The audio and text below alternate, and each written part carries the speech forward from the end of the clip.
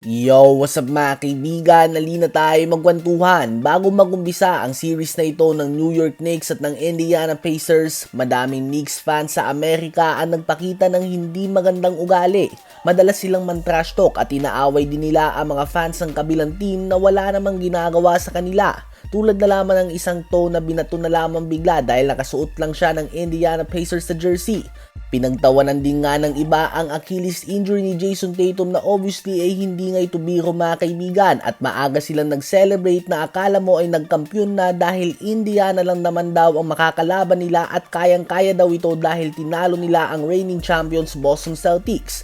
Well, ngayon nga ay natalo sila ng dalawang sunod sa kanilang home court. Down 0-2 sila at ang next 2 games ay gaganapin pa sa home court ng Indiana Pacers. To give a perspective ng ano ba ang kailangan ng gawin ng Knicks para makaabante pa din sa NBA Finals, kailangan nila manalo ng 4 na sunod o kaya naman 4 sa sunod na 5 laro at kailangan nila na manalo sa 3 game na gaganapin sa home court ng Indiana Pacers. So napakahirap nga yan mga kaibigan dahil bukod nga sa napakatindi ng mga home fans din ng Indiana Pacers, mahirap nga na manalo na magkakasunod na game sa playoffs dahil gumagawa ng mga adjustment ang bawat team. Kaya naman may pag-asa pa din nga ang Knicks na makabawi sa series na ito, subalit it will be a very tough challenge para sa kanila. Hindi nga ito magiging madali. Hanggang ngayon ay hindi pa din nila masolusyonan kung paano ba mapapabagal ang pace ng Pacers. At kahit na kung tutuusin ay bad shooting night si Haliburton at ang Pacers nung first half ng Game 2, hindi pa din nga nila magawang layuan ang team na ito.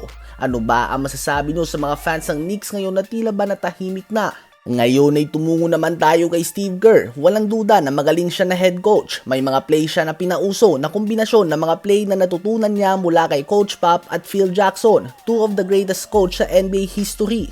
Ganun pa man, andun nga ang question mark sa kanya pagdating sa pag-develop ng mga players. Hindi ka nga makakabelo sa sistema na meron siya at pinupwersa niya ang mga players na maglaro ng certain type of way at hindi nga lahat para dito. At isa na dyan si Jonathan Kuminga. Kung talent lamang ang pag-uusapan ay kayang-kaya niya nga na makipagsabayan sa mga tulad nila Jalen Green. Subalit dahil hindi ito angkop sa sistema na gusto ni Steve Kerr ay napapadalas nga ang pagbangko sa kanya kahit na may kakayahan siya na gumawa ng 25 points or higit pa at any given night.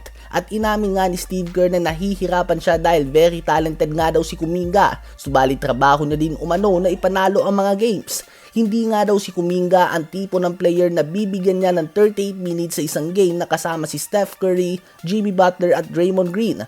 So it's safe to say mga kaibigan na kung mananatili man si Kuminga sa Warriors ay hindi pa din siya makakabelo dito next season. Kaya naman expected na talagang aalis si Kuminga ngayong off-season mga kaibigan at lilipat sa team na hahayaan siyang ilabas ang kanyang full potential. Sa palagay nyo ba ay saan team na babagay si Kuminga next season mga kaibigan?